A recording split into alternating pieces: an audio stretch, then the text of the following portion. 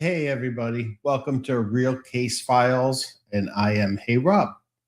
I would like to start by saying nearly 5 months ago, after her disappearance, Nancy Guthrie remains missing, and investigators continue pursuing leads involving a masked suspect seen on security footage, while authorities evaluate ransom notes claiming she passed shortly after her abduction. No arrests have been announced, and the investigation remains active. I must add, as of today, authorities have not publicly confirmed her passing. So on tonight's stream, we're examining the disappearance of Nancy Guthrie, an 84-year-old woman who vanished from her Catalina Foothills home in February 2026. That's just north of the Tucson area. Months later, she remains missing, and investigators continue to pursue what they believe is an abduction. And as of to the date of the stream, she's been missing 144 days.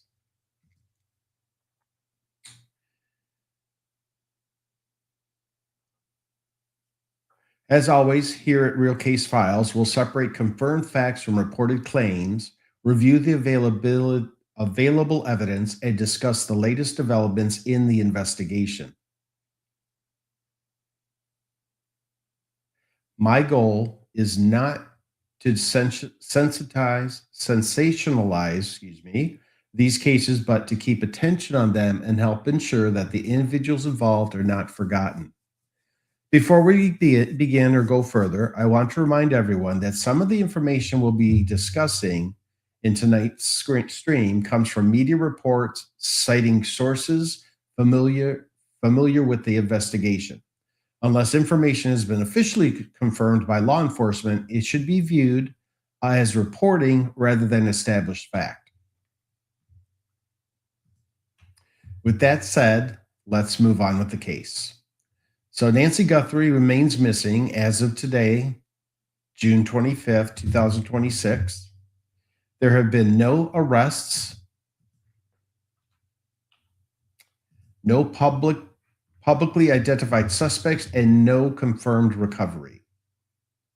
The FBI and local investigators continue to treat this as a suspected kidnapping and potential homicide investigation.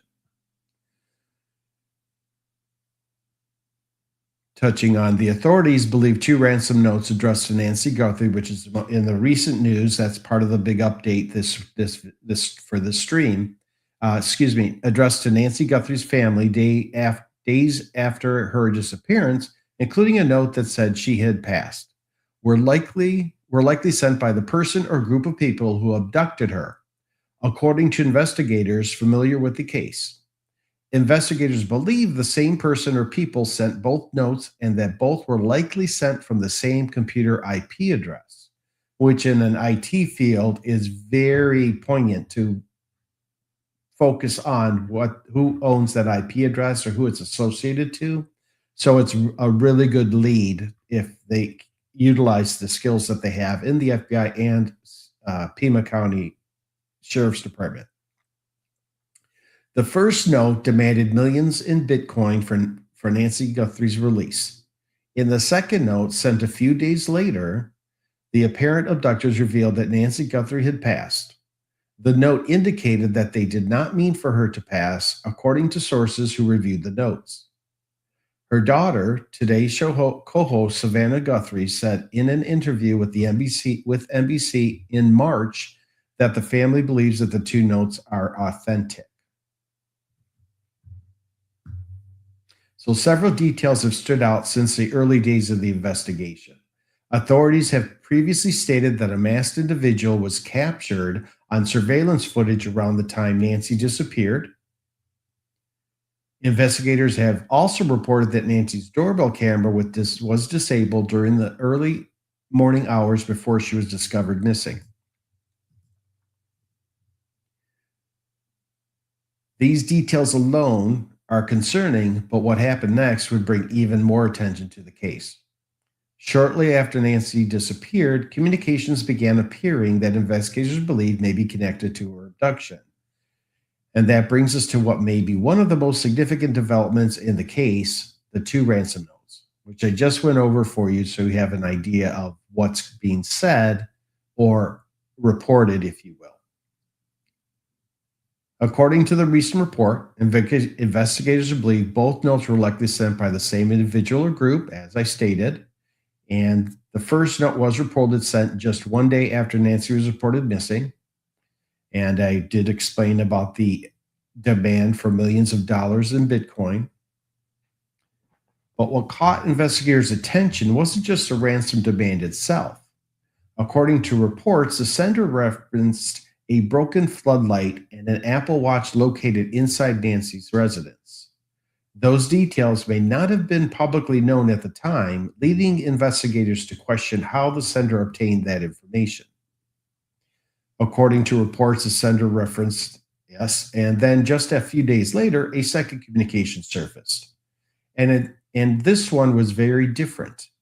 There was no demand for money, no instructions, no negotiation. Instead, according to sources familiar with the communication, the sender claimed that Nancy had passed. Some reports further indicated that the message included an apology and suggested that her death was not intentional. Now, I want to pause here and make something very clear. These details are being reported by media organizations, citing sources familiar with the investigation. Unless law enforcement officially confirms this information, it should be viewed as reported information, not established facts. Nancy's daughter, Savannah Guthrie, has spoken publicly about these communications. As I stated in a March interview, Savannah said that while numerous messages had been received throughout the investigation, she believed the two primary notes were authentic. Following the second communication, Savannah and her siblings released a public video message directed at those responsible. In that emotional appeal, Savannah pleaded with her mother's return and expressed the family's willingness to do whatever was necessary to bring her home. It's difficult to watch that message without feeling the pain, the uncertainty, and heartbreak this family has endured every day since Nancy's vanished. Today, investigators continue to analyze digital evidence connected to the communications, tracing the origin of the messages, identifying who sent them, and determining whether they are directly connected to Nancy's disappearance remains their priorities for investigators. Tracing the origins, So where does the case stand right now? That explains again the second note, which was sent on February 6th. And the message from Savannah Guthrie in her plea. And more recently, on June 23rd, Savannah Guthrie made an emotional public appeal asking anyone with information to come forward. She stated the family still has no answers and continues to seek information regarding Nancy's fate. A reward remains available for information leading to answers in the case. And as you may know, the FBI has provided a $50,000 reward, and the family, the Guthries, have offered a $1 million reward. All they want is their mother back so they can have an understanding and have her back with them. And either way, they want this resolved. So now, as I was saying, where the case stands right now, Nancy Guthrie is still missing. No body has been recovered. No arrests have been made. No suspect has been publicly identified. The FBI remains actively involved alongside local investigators. The case remains open. Now, we do have media reportings that I included in this stream. Entertainment Weekly published a report citing sources who claim investigators may have received what they considered a credible ransom communication shortly after Nancy disappeared. According to that reporting, investigators did not meet the demands contained in the message. Now, CBS News reported that investigators believe two ransom notes were likely sent by the same individual or group and may have originated from the same IP address.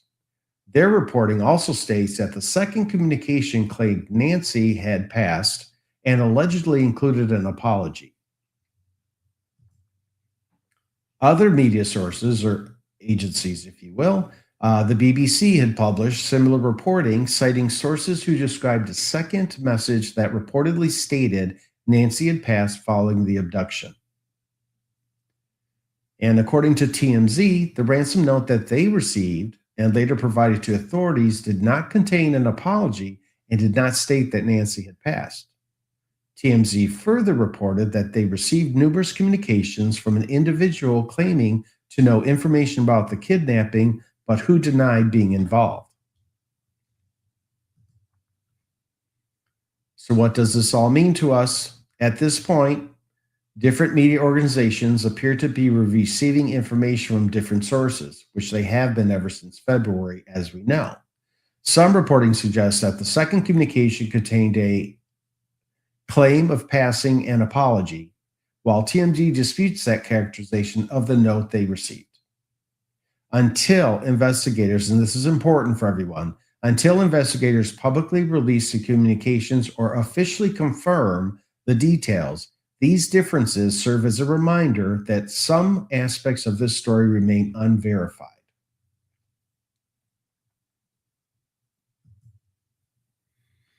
And then in the other real case files that I've been covering for missing persons, here's a page with official links and descriptions for missing person databases and the links that you can access, as well as any missing children that you may or may not be aware of or you want to report.